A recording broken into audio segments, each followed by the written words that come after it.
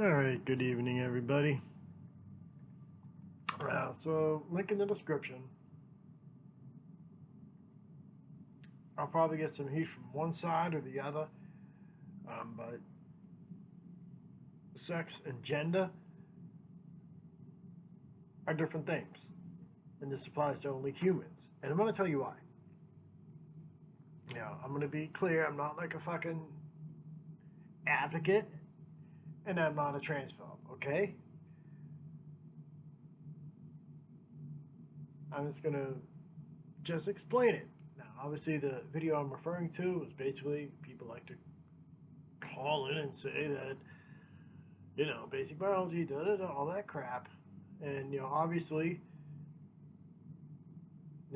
science evolves and advances, and we make new discoveries. Now, one thing I will disagree with the two interviewers on that video is they're basically taking all the, genetic anomalies when it comes to sex and applying them to transgenderism. What really needs to happen to really delve into that is to see if all those anomalies correlate with people who identify as a different gender than what they were born with. That's the key. Because, again, let's refer to the Oak Olympics. Yeah, that's it, with the two boxes. The gold medal winner and the silver medal winner in the women's division. Both were intersex.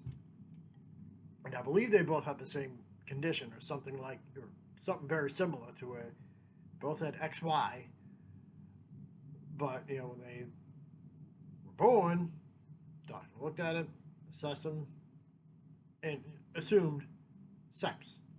Female on the birth certificate. And that was that. And, again, one of them, I do believe, both of them, the gold medal winner, I think her name was Imani Khalif or something. I'm not sure what the one from China, because, silver medal winner was from China. I don't know what their views on transgenderism are, but, in Algeria, you say you're transgender, you're not going to last too long. You know what I mean? But, again, those are genetic anomalies, just like what's in this video. When you start throwing in genetic anomalies,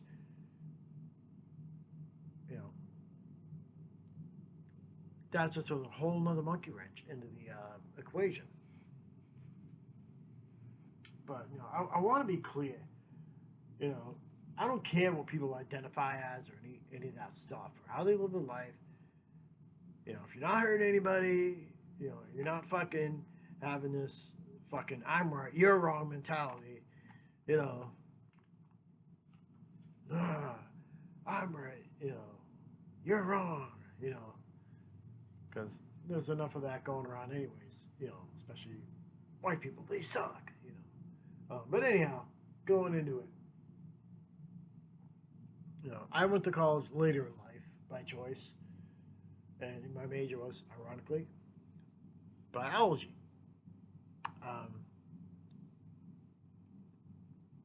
Let's see here, there we go. It was biology. Now, obviously, the last time I touched anything biological related was in high school. And back then it was old simple. X means you're a female, in human context. XY means you're a male. This was not, all throughout K through 12. Well, let me phrase that. All throughout middle school and high school, okay? Obviously, I went later in life, to college, 2010. And obviously, one of the first things, that they discussed was, was genetics, the Punnett square, all that stuff. But one thing that I learned then that I didn't learn in the late 80s throughout the early 90s was XY usually is a male. And this was, before the time, where this is way before now. So if I learned that little snippet in 2010 doing it, intro to biology course. It doesn't surprise me that they're going to make more and more discoveries as time goes on, because now it's 2025, almost 2026. I know, let that fucking shit sink in. I know, still haven't found something super related, but whatever. That's a whole other debate in of itself. I may do that. But anyhow, let me stick to the topic on hand here. My only reservation with each side, is the guy calling in,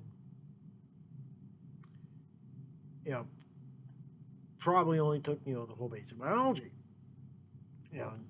basic human anatomy. The interviewers. Let me actually click on that so I can copy paste it. They're a good channel, by the way. I mean, every channel, you learn something from every channel that you get.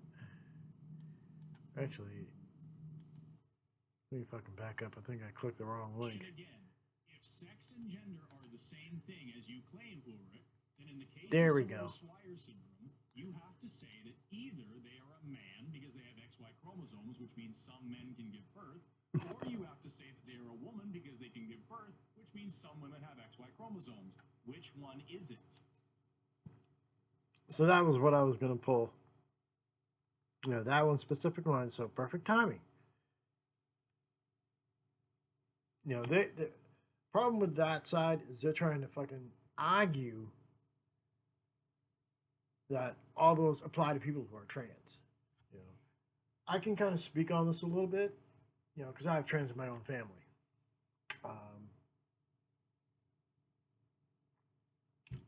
But what they're describing are genetic anomalies. And, I must have missed the fact where they said, one point, I think they said the intersex, the intersex conditions, they got a whole list in the comments right here. I'll rattle those off if I can find them. I probably can't. Swyer syndrome. Let's just see if I can dig it up. Yeah, it'll probably fucking disappear. That just goes without saying.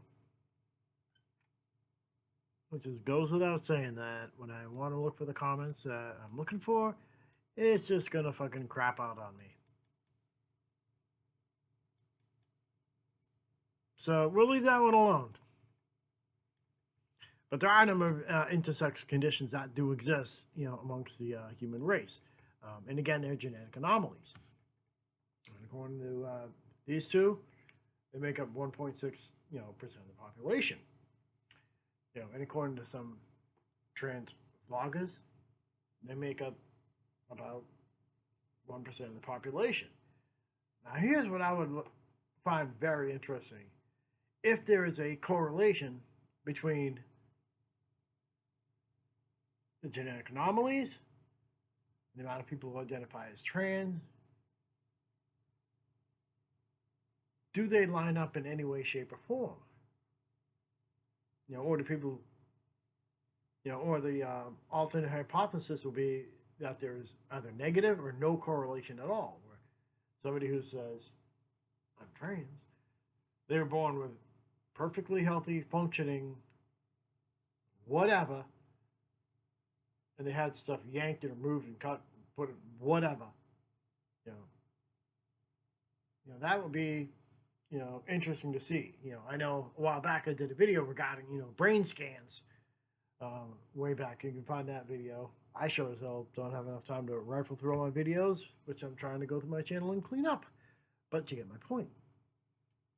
That was a study done just on brain scans, versus karyotype. And again, according to some of the transgender vlogs, they make up about 1% of the population. Are they the same people who have these disorders? That is the question that needs to be figured out. Or are they just people who were born with fully functional reproductive anatomy for either sex or either gender, whatever.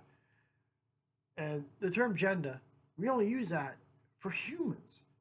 We don't throw that with other animal species. So it's a human thing. And just to make it clear, I'm not a fucking activist. I'm not a transphobe. I'm just putting in, my 2 cents on the topic. That I have a intermediate understanding of. Maybe a novice, so to speak. I can't wrap my head around it. But again, that being said, I don't know a whole amount about that specific thing, whether it's just purely psychological or if there's some junk DNA, that's a throwback to when gender swapping was necessary for species survival, like in many fish. The brightly colored male attracts all the females, but also attracts stuff that like to eat it. And if it gets eaten, then the dominant female of that species of fish, and there's many species that are like that, will become a male. And I think I saw somewhere, where it said, I think I'll have to look that up. It may be misinformation, but turkeys can lay eggs, that are unfertilized, and they always get born male. Let me know if you actually have any information on that, if you're another animal expert. But anyhow, that's just my take on it. The right just likes to fucking just use their term gender instead of official biological sex. And I know it's been a hot topic, especially when it comes to sports. Like the two aforementioned boxers. In the Olympics, in the women's division, I don't think either one asked for this. You know what I mean? And I bet you breakfast, lunch, and dinner, if you put them in the men's division based on their chromosomal karyotype, they'd probably get destroyed. They'd probably last about as long as that trans male boxer. But that's a whole other topic in of itself. Anyhow, that's just my 2 cents. I'll talk to you.